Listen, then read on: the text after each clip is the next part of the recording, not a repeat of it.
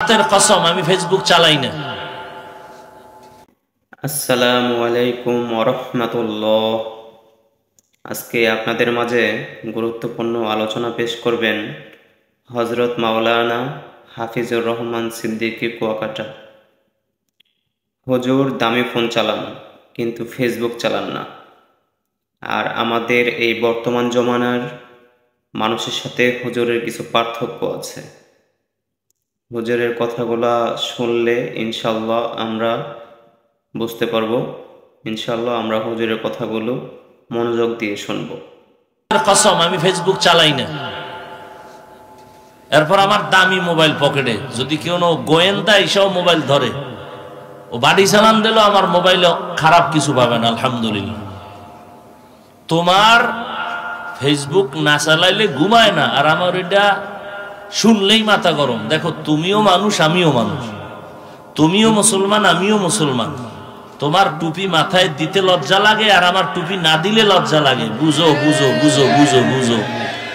তোমার দাড়ি রাখতে লজ্জা লাগে, আর আমার কাটতে লজ্জা লাগে। তুমিও মুসলমান আমিও মুসলমান। তোমার পর্দা করতে লজ্জা লাগে, আর আমার পর্দা না করলে লজ্জা লাগে। আল্লাহ হেদায়াত দান করুন।